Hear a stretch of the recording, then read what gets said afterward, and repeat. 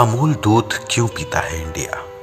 इसके पीछे भारत के सबसे बड़े व्हाइट रिवॉल्यूशन की कहानी छिपी है। ब्रिटिश आर्मी को दूध सप्लाई करने वाली कंपनी से मुकाबले के लिए शुरू हुई कोऑपरेटिव सोसाइटी आज 36 लाख किसानों की कंपनी है। साल 1949 की बात है। भारत आजाद युग में कदम रख रहा था और उस वक्त पूरी आबादी को खिलाने के लिए न तो अनाज था, न पिलाने के लिए पर्याप्त दूध। जो किसान दूध पैदा करते थे वो बिचौलियों को औने पौने दाम पर बेचने को मजबूर थे। ये हालात गुजरात में काम करने वाले एक युवक के दिल में बेचैनी पैदा कर रहे थे, जिसका नाम था डॉक्टर वर्गीस कुरियन। गुजरात के आणंद में पोल्सन नाम की एक डेयरी कंपनी चलती थी। इलाके में इकलौती कंपनी होने की वजह से किसान औने पौने दाम पर अपना दूध इसे बेचने को मजबूर थे, जबकि पोल्सन मुंबई में दूध की सप्लाई करके बड़ा मुनाफा कमाती थी। ये कंपनी ब्रिटिश आर्मी को भी दूध सप्लाई करती थी। किसानों के प्रतिनिधि त्रिभुवन दास पटेल अपनी प्रॉब्लम को लेकर सरदार वल्लभ भाई पटेल के पास गए तो उन्होंने उन्हें एक सहकारी संस्था बनाने का सुझाव दिया। 4 दिसंबर 1946 को Kheda district milk producers union limited की शुरुआत हुई। इस सोसाइटी के बनने के साथ ही बिचौलिए हट गए और किसानों की आमदनी में सुधार हुआ। साल 1950 में त्रिभुवन दास पटेल ने इस सोसाइटी की जिम्मेदारी देश के लिए कुछ करने को बेचैन डॉक्टर वर्गीस कुरियन को सौंप दी। त्रिभुवन दास पटेल किसानों को जोड़कर जब ऐसी ही दूसरी सोसाइटी बना रहे थे तो डॉक्टर कुरियन इस कोऑपरेशन को मजबूत करने में जुटे थे। उन्हें कोऑपरेटिव चलाने के लिए एक टेक्निकल मैन की जरूरत थी, जो एच.एम. दलाया के आने से पूरी हुई। ये तीनों अमूल के आधार स्तंभ साबित हुए। 1955 में जब कोऑपरेशन का नाम चुनने की बारी आई तो डॉक्टर कुरियन ने इसका नाम अमूल रखा। यह आणंद मिल्क यूनियन लिमिटेड का छोटा रूप था।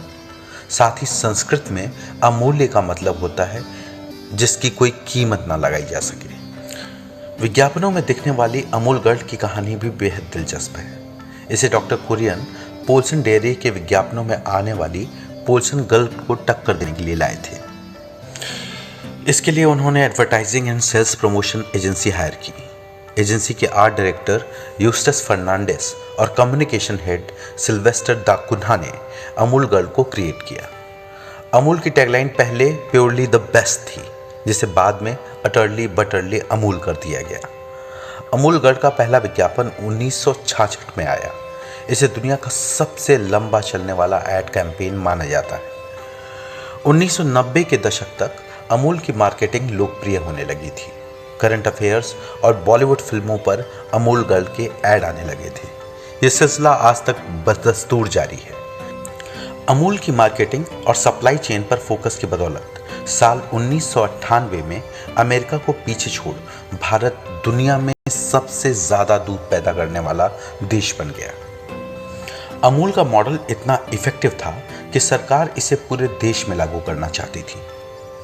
इसके लिए 1964 में नेशनल डेयरी डेवलपमेंट बोर्ड का गठन हुआ।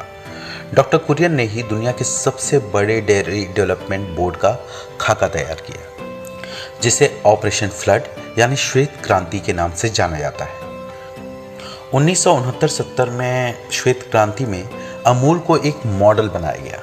ये मॉडल एक पिरामिड की तरह है जो 3 स्तर पर काम करता है। पिरामिड के निचले हिस्से में गांव का किसान है, जो डेयरी कोऑपरेटिव सोसाइटी का सदस्य होता है। ये सारे सदस्य मिलकर अपना प्रतिनिधि चुनते हैं। इन प्रतिनिधियों को मिलाकर जिला स्तर का मिल्क यूनियन बनता है। ये दूध की प्रोसेसिंग और पैकेजिंग की जिम्मेदारी संभालता है। ये यूनियन दूध और दूध से बने उत्पाद को राज्य स्तर के मिल्क फेडरेशन को बेचता है। यहाँ ध्यान देने वाली बात यह है कि किसान और बाजार के बीच में इसमें कोई बिचौलिया नहीं है। 1990 के आखिर में अमूल ने कई प्रोडक्ट लॉन्च किए, लेकिन वो फेल साबित होने लगे। 50 साल तक कंपनी को ऊंचाई पर रखने वाले भारत के मिल्कमैन की लोकप्रियता घटने लगी। 2000 से 2005 के बीच भारत की जीडीपी ग्रोथ अमूल की ग्रोथ से ज़्यादा थी। उस वक्त तक अमूल नेशनल ब्रांड बन चुका था। 2006 में डॉक्टर कुरियन ने चेयरमैन पद छोड़ दिया। कुछ वक्त के लिए पार्थिव भटोल जैसे राजनेताओं के हाथ में भी अमूल की कमान रही। साल 2010 में अमूल की कमान RS सोढी के हाथ में गई, जो पिछले 30 सालों से अमूल के साथ जुड़े हैं। उन्होंने सप्लाई चेन में कुछ बदलाव किए, कई नए प्रोडक्ट लॉन्च किए, जिससे अमूल फिर ट्रैक पर आ गया। 2010 से 2015 के बीच 21% ग्रोथ रेट के साथ अमूल का टर्नओवर 8,005 करोड़ से बढ़कर 20,733 करोड़ तक पहुंच गया। आपदा में अवसर का सही मायने में पालन अमूल ने ही किया है। उसने लोगों की ज़रूरत को ध्यान में रखते हुए 2021 की पहली तिमाही में 33 नए प्रोडक्ट लॉन्च किए। सप्लाई में कोई प्रॉब्लम ना आए, इसके लिए अमूल ने कामगारों को 100 से 125 रुपए ज़्यादा दिए और डिस्ट्रीब्यूटर्स को 35 पैसे प्रति लीटर बोनस दिया। डेयरी प्लांट के अंदर कामगारों के लिए खाने और रहने का इंतजाम किया।